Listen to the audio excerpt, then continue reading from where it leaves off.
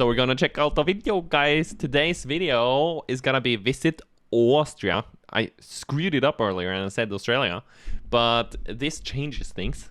And it's 10 things that will shock you about Austria. I'm thinking snow is shocking. No, I'm kidding. Snow is not shocking. I've been to Austria once. They had like a really good McDonald's. That is that and the mountains is probably my best like memories from there. So this is gonna be interesting. All McDonald's are the same. This was a beautiful McDonald's, okay? It had good view, it had good food. Or the food was basically the same, but it just felt different. I think that was the first McDonald's I was in that had the McCafe in it. And I felt like, wow, this is classy. This is upper echelon. This is really good. But okay, we gotta check this out, guys. Grüß Scott. Hello there, fellow travelers. Mark here with Walter's World. And we're in Salzburg, Austria, one of the cutest towns you can check out in Europe. And today what we have for you are 10 things that might shock you about coming to Austria, okay? So let's get started. The first thing that shocks a lot of tourists when they come to Austria is the fact that Austria is not Germany, okay? I feel like, is this most shocking to Americans? I feel like there should say something in here. Like in a parentheses or something. People, it's a different country. The Austrians don't like the Germans. They don't want to be associated with the Germans. They're not cool with the Germans, so don't compare them to that. They don't appreciate it. Yes, they do speak German here, but their German's a little bit different. Schweinhaxe is here. Schweinhaxe, Hamhaxe, that's what it is in Germany. Schweinhaxe. Here it's 𝗦ci. Okay. What the hell is this meat? This is looking crazy. If I saw this in Norway, I would be scared. I would be maybe running. Maybe. Hey, Nesher. Yeah, Austria is not Australia. I know, but I screwed it up this morning and I read it wrong. And I read things wrong all the time, you know? So it sends me down some weird paths. But this is 𝗦cie𝗰𝗶𝗹𝘀. Oh, pig knuckle. Wow, they got some huge knuckles on the pigs in Austria. There's a few differences in the language and the way they are, but look, this is not Germany. That's the first thing that might shock people. I hate it when they put the hot dog in this kind of bread. It's so annoying to me. This is shocking. You very rarely see this in Norway. Like when I put the hot dog in like that. What annoys me the most is that you don't get an even spread of like ketchup or like mustard on the hot dog. Very often you just you do a little bit of ketchup and mustard in there and you plop it down and you have everything in the bottom. And if you do like try to like butter up the hot dog before you like put it in there, it's not gonna work that well. So it's like very nice. I'm sorry for having such strong opinions on hot dogs, but the line has to be drawn somewhere, right? Okay, so this is far over the line for me. It's not. The beer, not so good. The wine is, but the beer's not. Okay, so that's the first thing a lot of people are kind of shocked about. They expect Austria to be Germany Junior, and it's not. It's definitely its own kind of culture and its own kind of people, all right? Now, the second thing that might shock you while you're here is the calories or cakes galore, okay? Yes, the cakes, the pastries all over the shops and the cafes that you will see, the candies and chocolates and, oh my goodness, all kinds of places. When you do come here, you see them everywhere. And you're like, oh. Aren't they famous for their chocolate? I think so, right? Austrian chocolates. But maybe it's Swiss chocolate? It's the same country anyway, right? Right? Oh my God, how there's so many cafes, how many are so many cakes. Look, I'm drooling thinking about it, okay? And it does shock tourists, like, my God, how do they have so many bakeries? How do they have so many cafes with nice little cakes and stuff? Well, it is kind of shocking, but yes, they are everywhere. And yes, you should have them because they are shockingly good when you do eat them. Wow. Whether it is the traditional Sauerkraut or apple strudel or Linzer Torte, or if you have your Mozartkugeln when you're walking around. A Mozartkugeln? That sounds like something I'm not gonna say here, because this is I was gonna say child-friendly, but like family-friendly stream, okay? There's so many ways to gain calories when you're here, whether it's cake or pork or Wiener Schnitzel or whatever. Wiener you will get Schnitzel? shocked about how big you can get on your love for Austrian food. Let's put it that way. The third thing that might shock you about coming here is how good the tourist infrastructure is in Austria. True. How well developed and run the tourist infrastructure is. Yeah, that is kind of shocking. Like the first one, that is its own country, not super shocking. The second one, the pastries, is like a little bit shocking because like it's not like Austria has this reputation, like the stereotype of being like a lot of fat people. I think it's not like, I'm sorry, but it's not like America that has this reputation of like fast food. But I guess cakes ain't fast food. It takes a while to make a cake, so it's not a fast food. That is probably why. Big brain. But that they have like a well-developed and run like tourist infrastructure, that is like a little bit shocking, because I was thinking like maybe they're not getting that many visitors. Hotels, they bed probably and breakfasts, the trains, public transport, or the all kinds of things out here in English and German. It is extremely well put together. The Austrians have had tourists forever. So I mean, the Austrians, they've been all over. They had part of Hungary and they had Italy, and they were all over the place. And they brought a lot of that back, and they've made a really great tourist infrastructure for tourists when they do come here. And that is kind of shocking when you're not used to that. If you're coming from the east or the south of Europe, you're like, whoa, everything's so put together here. It's kind of crazy. So yes, that can be a bit shocking. It's a really good tourist infrastructure here in Austria. The fourth thing that might shock you is, remember I told you about how Austria was in Italy and Croatia and Hungary and all these things. Yeah. Well, the Habsburg Empire, the Holy Roman Empire, the Habsburg family really had influence all over, and Austria really has had a lot of influence throughout the history of Europe over the last, It kind of makes sense though that they were like, Austria is pretty much like a kind of a center kind of place. It's connecting a lot of different countries, but it has like these huge mountains that are like troublesome to get through. But it's okay now though. 1,000 years with the Holy Roman Empire. And yes, they did, going down into Italy and Croatia and Hungary and all this, you will see the building styles showing up when you're going to Budapest or Bratislava. And the Habsburgs...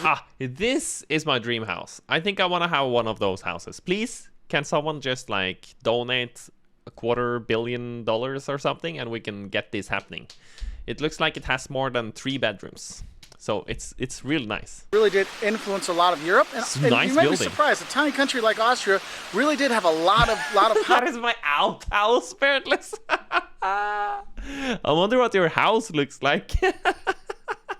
power over the centuries. Okay, wow. Well, that might shock you as the Habsburg influence in culture and history throughout Europe. The fifth thing that might shock you about coming to Austria is how quaint all the old towns are. I mean, look, this is just how quaint and cute Austrian town centers are. The backside. This isn't even the front side. This is the backside of the cathedral here in Salzburg, and all the old towns, the Altstadt, of all these villages and towns in Austria are fantastic. Because it is so weird to me, like these like bronze or whatever parts of buildings that are green, that they were once like really shiny, like super shiny, but after a lot of years it turns green. That is correct, right? You guys can like, yeah, copper. Yeah, it's copper. And it is kind of crazy because it doesn't like age that well, you know? So it's a little bit sad. Just imagine how insanely nice it looked when it was built. Yes, the Habsburg put a lot of money into making the towns beautiful. Minecraft would know that. Vienna, yeah. Hallstatt, all these things.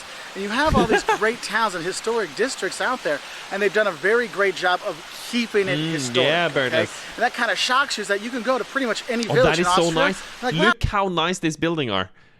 How everything is like sculptured and made so beautifully.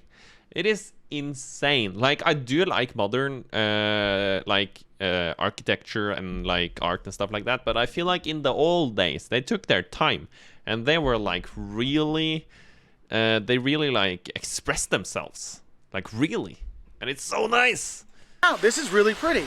Whereas some places, you know, you go to Germany, some places the war destroyed a lot of the towns. They weren't rebuilt very sexy like. They were built in 1950s and 60s style. Yeah. Austria, you don't have that. So all these villages, all these towns have these historic, wonderful old towns. You don't even know what the town is. You're like, wow, that was beautiful. Wow, that was beautiful. Wow, that was beautiful. And that can be shocking for people that are going on the river cruises or just traveling around. The sixth thing that might shock you about coming to Austria is, you know, I've talked about all these nice things. Well, there's some bad stuff about Austria too. And the sixth thing is the service. They're not super friendly, they're not super helpful, and shockingly, you still need to tip them about 10% when you eat.